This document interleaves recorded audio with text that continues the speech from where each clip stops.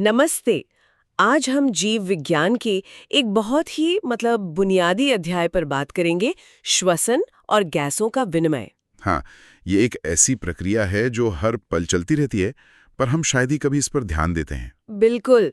लेकिन दिलचस्प बात यह है कि इन नोट्स की शुरुआत सीधे श्वसन से नहीं, बल्कि एक इतालवी वैज्ञानिक अल्फोंसो कॉटी की कहानी से होती है। ये थोड़ा अजीब है ना? हाँ, ये वाकई दिलचस्प है। अल्फोंसो कॉटी, जिनका जन्म 1822 में हुआ, वो एक शरीर क्रिया वैज्ञानिक थे और उन्होंने अपना काम शुरू किया था सरीसृपों, मतलब रेंगने वाले जीवों के दिल और उनके वैस्कुलर सिस्टम को पढ़ते हुए। लेकिन फिर वो अचानक एक बिल्कुल ही अलग सिस्टम पर चले गए, और वो श्वसन तंत्र भी नहीं था। उन्होंने सुनने की प्रणाली पर काम किया। बिल्कुल। 1851 में उन्होंने एक लेख छापा था। इसमें उन्होंने कान के अंदर कर्णावर्त यानी कॉक्लिया की झिल्ली पर एक खास संरचना के बारे में बताया था। अच्छा। हाँ, उन्होंने बताया कि कैसे वहां की रोम कोशिकाएं ध्वनि की कंपनों को नर्व इम्पल्स में बदलती हैं, और आज उसी संरचना को कॉर्टी का अंग या ऑर्गन ऑफ कॉर्टी के नाम से जाना जाता है। तो सुनने की इस रोचक जानकारी के बाद चलिए अब वापस आते हैं मुख्य विषय पर, श्वसन। आखिर हमें इसकी जरूरत ही क्यों पड़ती है? देखिए, इसकी सीधी सी वजह है ऊर्जा। हमारे शरीर की हर एक कोशिका को काम करने के लिए लगातार ऊर्जा चाहिए होती है। और ये ऊर्जा खाने से मिलती है ना? सही कहा। कोशिकाएं पोषक तत्वों जैसे ग्लूकोज को तोड़कर ऊर्जा बनाती हैं, और इस प्रक्रिया के लिए ऑक्सीजन का होना बहुत जरूरी है। ऑक्सीजन की मदद से ये प्रक्रिया बहुत ही कुशलता से होती है। और इस प्रक्रिया में कुछ सह उत्पाद बाय प्रोडक्ट भी बनता होगा। हाँ, और वो बाय प्रोडक्ट है कार्बन डाइऑक्साइड, जो हमारे लिए, हमारी कोशिकाओं के लिए हानिकारक है। तो कोशिकाओं को लगातार ऑक्सीजन चाहिए और वहां से कार्बन डाइऑक्साइड को बाहर निकालना है। बिल्कुल। और वायुमंडल से ऑक्सीजन लेने और कोशिकाओं में बनी कार्बन डाइऑक्साइड को बाहर निकालने की इसी प्रक्रिया को हम आम भाषा में श्वसन या श्वसन कहते हैं। ठीक है, तो ये तो साफ है कि ये प्रक्रिया जीवन के लिए कितनी जरूरी है। लेकिन क्या सारे जीव एक ही तरह से सांस लेते हैं? इन नोट्स के हिसाब से तो ऐसा बिल्कुल नहीं है। नहीं, बिल्कुल भी नहीं। जीवों के रहने की जगह और उनके शरीर की बनावट के हिसाब से ये तरीका बदल जाता है। जैसे कि बहुत ही सरल जीव हैं, स्पंज, सिलिंड्रेटा, चपटे कृमि। अच्छा। वो अपने पूरे शरीर की सतह से ही गैसों का आदान प्रदान कर लेते हैं। इसे सरल विसरण या सिंपल डिफ्यूजन कहते हैं। और केंचुए, वो भी तो अपनी त्वचा का इस्तेमाल करते हैं। हाँ, केंचुए अपनी नम त्वचा यानी आर्द्र क्यूटिकल का इस्तेमाल करते हैं। उनकी त्वचा का नम रहना बहुत जरूरी है। और कीड़ों का तरीका तो और भी अलग है। हाँ, कीड़ों का सिस्टम तो बहुत ही अनोखा है। उनके शरीर में श्वास नलिकाओं का एक पूरा जाल बिछा होता है। एक जाल? हाँ, और इन नलिकाओं से हवा सीधे उनके शरीर के अलग अलग हिस्सों तक पहुंच जाती है। मतलब कोशिकाएं सीधे हवा से गैसों का लेन देन कर लेती हैं। वाह! यानी उन्हें हमारी तरह खून के जरिए ऑक्सीजन पहुंचाने की जरूरत ही नहीं पड़ती। और पानी में रहने वाले जीवों का क्या? जो जलीय आर्थ्रोपोडा और मोलस्का हैं, उनमें क्लोम यानी गिल्स होते हैं। ये खास संवहनीय संरचनाएं होती हैं। और मछलियां भी तो क्लोम से ही सांस लेती हैं। बिल्कुल। कशेरुकी जीवों में मछलियां क्लोम से, जबकि जमीन पर रहने वाले जैसे सरीसृप, पक्षी और हम स्तनधारी फेफड़ों यानी लंग्स का इस्तेमाल करते हैं। और मेंढक जैसे उभयचर तो दोनों दुनिया का फायदा उठाते हैं। वो फेफड़ों के साथ साथ अपनी नम त्वचा से भी सांस ले सकते हैं। कमाल है। हाँ, और अब आते हैं स्तनधारियों पर, खासकर इंसानों पर, जिनमें एक पूरी तरह से विकसित श्वसन प्रणाली होती है। चलिए, तो इस प्रणाली में हवा के रास्ते का पता लगाते हैं। ये यात्रा शुरू होती है एक जोड़ी बाह्य नासा द्वार से, जो नासा मार्ग से होते हुए नासा कक्ष तक पहुंचती है। फिर यह नासा कक्ष ग्रसनी यानी फेरिंक्स में खुलता है। ग्रसनी, ये तो वो जगह है जहां से खाना और हवा दोनों गुजरते हैं, है ना? एकदम सही। ये दोनों के लिए एक साझा मार्ग है। ग्रसनी आगे कंठ यानी लैरिंग्स के जरिए श्वास नली, जिसे ट्रैकिया कहते हैं, में खुलती है।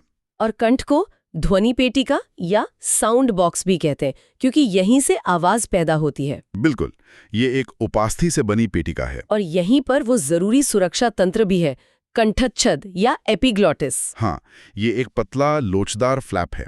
जब हम खाना निगलते हैं तो ये कंठ को ढक लेता है, ताकि खाना हमारी सांस की नली में ना चला जाए। सही।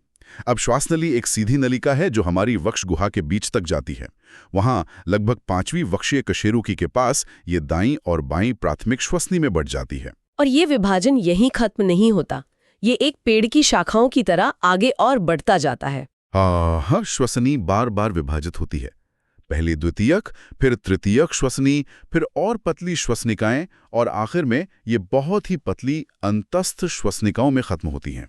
और इन नलियों को खुला रखने के लिए भी तो कोई व्यवस्था होगी? हाँ, श्वास नली से लेकर शुरुआती श्वसनिकाओं तक इन सभी में सी आकार के मतलब अपूर्ण उपास्थि वलय होते हैं। ये उन्हें पिचकने से रोकते हैं। अच्छा, तो इस जटिल रास्ते के आखिर में क्या है? मंजिल कहाँ है? हर अंतस्थ श्वसनिका बहुत सारी पतली अनियमित दीवारों वाली थैलियों जैसी संरचनाओं में खुलती है। इन्हें ही कूपिका या एल्वियोली कहते हैं। तो हमारे फेफड़े इन्हीं कूपिकाओं के गुच्छों से बने हैं। हाँ, श्वसनी, श्वसनिकाओं और कूपिकाओं का यही पूरा शाखित जाल मिलकर हमारे दो फेफड़ों की रचना करता है। और फेफड़ों के ऊपर एक सुरक्षा कवच भी होता है ना, फुफ्फुसावरण नाम की एक झिल्ली। बिल्कुल, ये एक दोहरी झिल्ली है जिसे प्लूरा कहते हैं, और इन दोनों परतों के बीच फुफ्फुसावरणीय द्रव यानी प्लूरल फ्लूइड भरा होता है। और ये द्रव घर्षण को कम करता है ताकि फेफड़े आसानी से फैल और सिकुड़ सके। एकदम सही। अब देखिए, इस पूरे तंत्र को हम दो मुख्य भागों में बांट सकते हैं। दो भागों में? कौन कौन से? पहला है चालन भाग, कंडक्टिंग पार्ट। ये बाह्य नासाद्वार से लेकर अंतस्थ श्वसनिकाओं तक का हिस्सा है। इसका काम है हवा को कूपिकाओं तक पहुंचाना। और हवा को साफ करना, नम करना और शरीर के तापमान तक लाना भी इसी का काम है। हाँ, और दूसरा भाग है विनिमय भाग, एक्सचेंज पार्ट। इसमें कूपिकाएं और उनकी नलिकाएं आती हैं। ये वो असली जगह है जहां खून और हवा के बीच ऑक्सीजन और कार्बन डाइऑक्साइड का विसरण होता है। समझ गए। तो एक हिस्सा हाईवे जैसा है और दूसरा असली मंजिल। लेकिन ये फेफड़े खुद ब खुद तो काम नहीं करते, ये खास कक्ष में रखे होते हैं। हाँ, फेफड़े हमारी वक्ष गुहा यानी थोरैसिक कैविटी में होते हैं, और ये शारीरिक रूप से एक वायुरोधी मतलब एयर टाइट कक्ष है। Air tight? ये इतना जरूरी क्यों है? यही तो सांस लेने की पूरी क्रिया का आधार है। ये कक्ष पीछे की तरफ हमारी रीढ़ की हड्डी, आगे की तरफ उरोस्थी यानी स्टर्नम, और किनारों पर पसलियों से बनता है। और नीचे से एक गुंबद के आकार का डायाफ्राम होता है। बिल्कुल। और इस पूरी संरचना की सबसे खास बात यही है कि वक्ष गुहा के आयतन में मतलब उसके वॉल्यूम में कोई भी बदलाव होगा तो वो सीधे फेफड़ों के आयतन में भी दिखेगा। हाँ, वो बदलाव सीधे फेफड़ों के आयतन में प्रतिबिंबित होता है, और सांस लेने के लिए ऐसी व्यवस्था बेहद जरूरी है। तो आज हमने कोशिकाओं की ऊर्जा की जरूरत से लेकर मानव श्वसन तंत्र की इस जटिल बनावट तक की एक पूरी यात्रा की।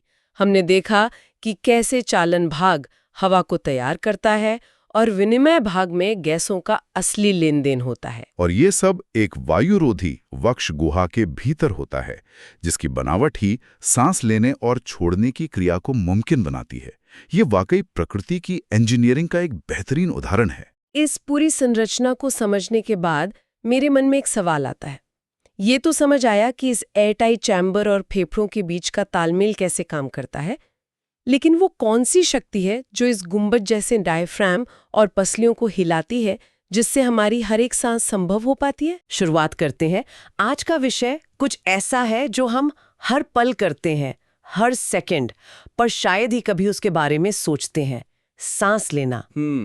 हमारे पास कुछ स्रोत हैं जो इस सामान्य सी लगने वाली प्रक्रिया के पीछे के अद्भुत विज्ञान को समझाते हैं। बिल्कुल। तो आज हमारा मिशन है एक सांस के पूरे सफर को समझना, उस पल से जब हवा हमारी नाक में दाखिल होती है से लेकर उस पल तक जब शरीर की कोई छोटी सी कोशिका उसका इस्तेमाल करती है।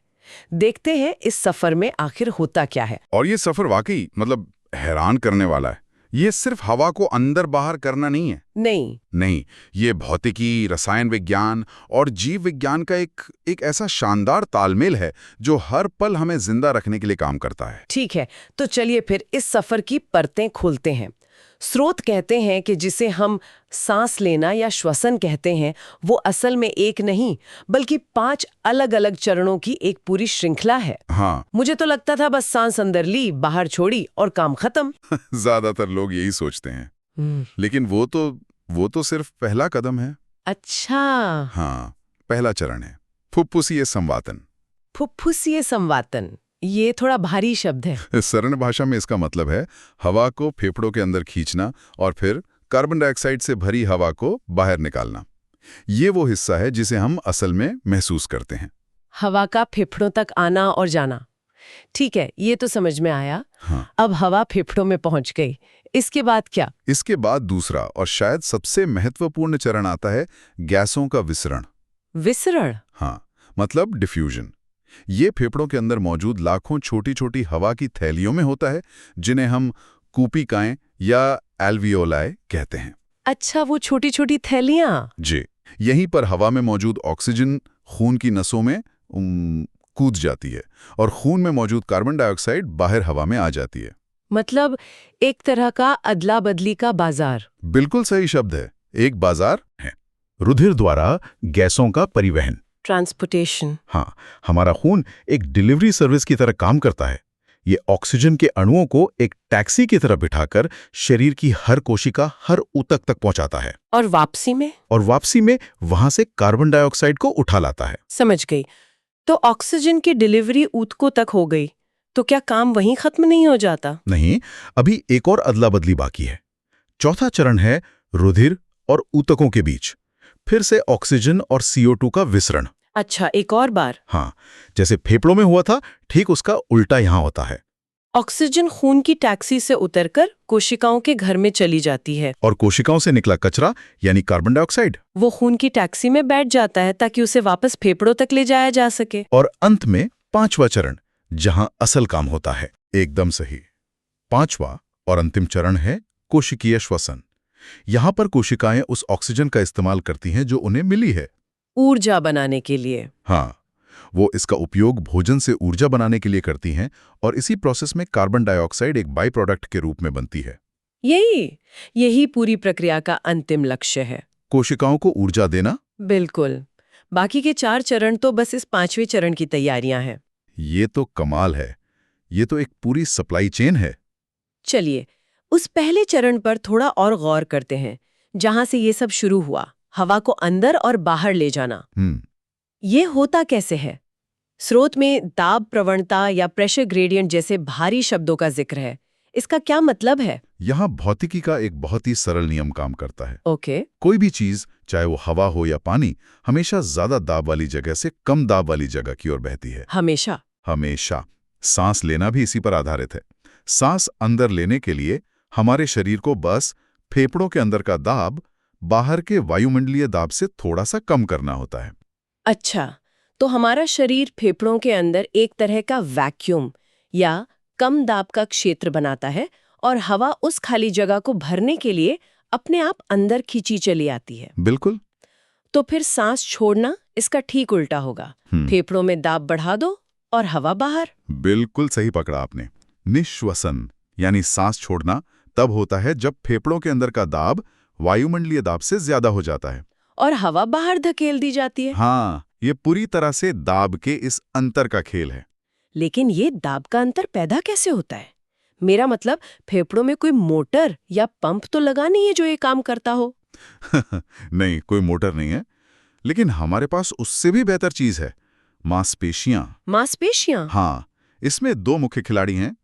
एक है डायाफ्राम, जो हमारी छाती और पेट के बीच एक बड़े गुंबद जैसी मांसपेशी है, और दूसरी है हमारी पसलियों के बीच की मांसपेशियां, जिन्हें विज्ञान की भाषा में अंतरापरशुक मांसपेशियां कहते हैं। डायाफ्राम, मैंने योग क्लास में इसके बारे में सुना है। तो ये दोनों मिलकर काम कैसे करते हैं? सोचिए, आपकी छाती एक बंद कमरा है। ठीक है।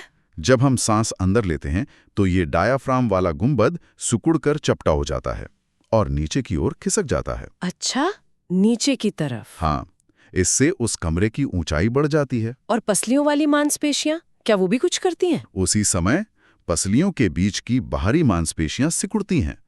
वे हमारी पसलियों को ऊपर और बाहर की ओर उठाती हैं, जैसे कोई बाल्टी का हैंडल उठा रहा हो। क्या बात है, बिल्कुल सही एनालॉजी है। इससे उस कमरे की चौड़ाई बढ़ जाती है। मतलब कुल मिलाकर छाती वाले कमरे का आकार हर तरफ से बड़ा हो जाता है। सही। और क्योंकि फेफड़े इसी कमरे में हैं, तो वे भी साथ में खिंचकर बड़े हो जाते हैं। और जब किसी चीज का आयतन बढ़ता है तो उसके अंदर का दाब कम हो जाता है। हाँ। और हवा अंदर आ जाती है।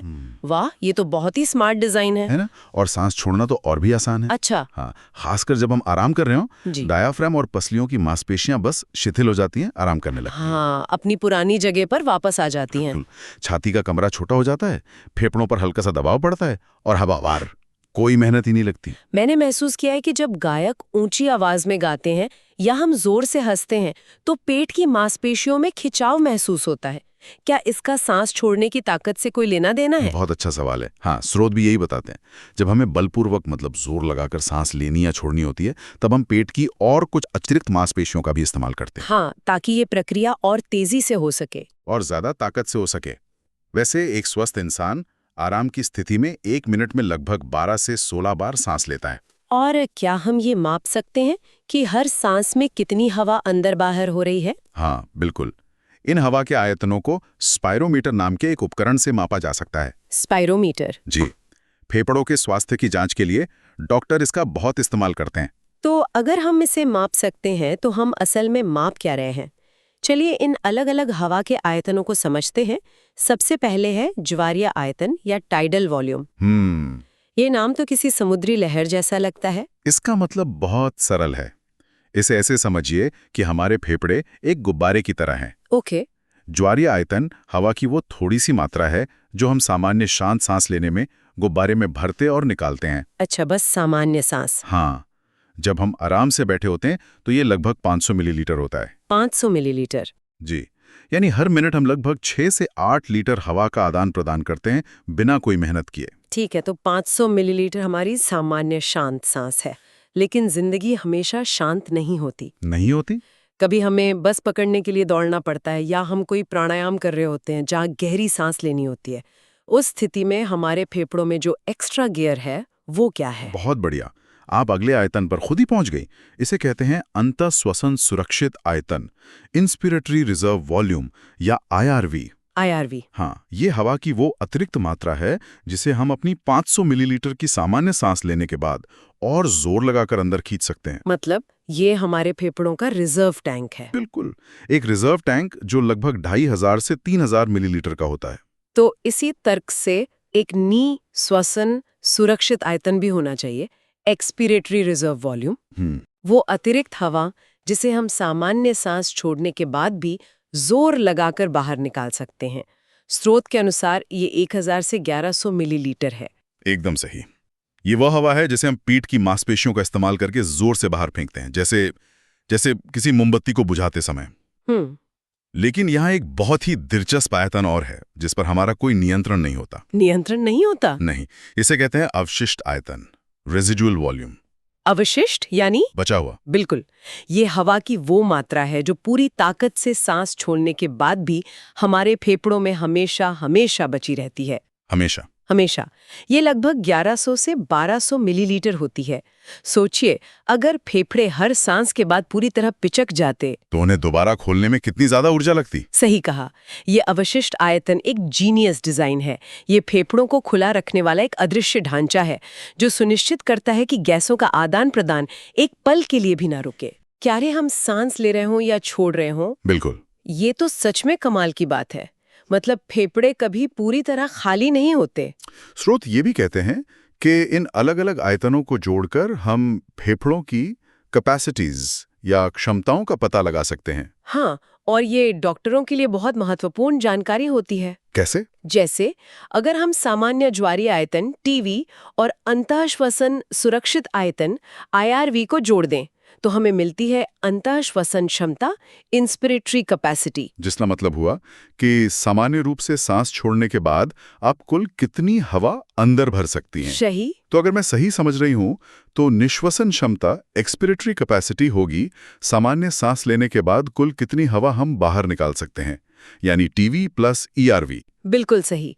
एक और महत्वपूर्ण क्षमता है क्रियाशील अवशिष्ट क्षमता, फंक्शनल रेजिडुअल कैपेसिटी। ये क्या है? ये थोड़ी अलग है। ये वो हवा है जो एक सामान्य सांस छोड़ने के बाद आपके फेफड़ों में आराम से बची रहती है। मतलब ERV प्लस RV। अच्छा। ये वो वर्किंग वॉल्यूम है जो हर समय आपके फेफड़ों में गैस एक्सचेंज के लिए तैयार रहता है। और एक क्षमता जिसका जिक्र अक्सर होता है, जैव क्षमता, वाइटल कैपेसिटी। क्या इसका मतलब मेरे फेफड़ों की कुल शक्ति है, जितनी हवा पर मेरा पूरा नियंत्रण है? ये कहने का एक बहुत अच्छा तरीका है, कुल नियंत्रण वाली हवा। ये हवा की वो अधिकतम मात्रा है जिसे आप एक गहरी सांस भरने के बाद पूरी ताकत से बाहर निकाल सकती हैं। इसमें आपके तीनों नियंत्रणीय आयतन शामिल हैं, ERV, टीवी और IRV। एथलीट और गायक इसी को बढ़ाने की ट्रेनिंग करते होंगे। हाँ बिल्कुल। तो फिर फेफड़ों की कुल क्षमता, टोटल लंग कैपेसिटी क्या हुई? जैसा नाम से लग रहा है, फेफड़ों में आ सकने वाली हवा की कुल मात्रा। हाँ, इसमें वो हवा भी शामिल है जिस पर आपका नियंत्रण है, यानी जैव क्षमता, और वो भी जिस पर नहीं है, यानी अवशिष्ट आयतन। ये आपके फेफड़ों का पूरा साइज है। ठीक है, ये सब बहुत दिलचस्प है। हमने हवा को अंदर लिया, मांसपेशियों का इस्तेमाल किया, दाब बदला और फिर इन सारे आयतनों और क्षमताओं को मापा।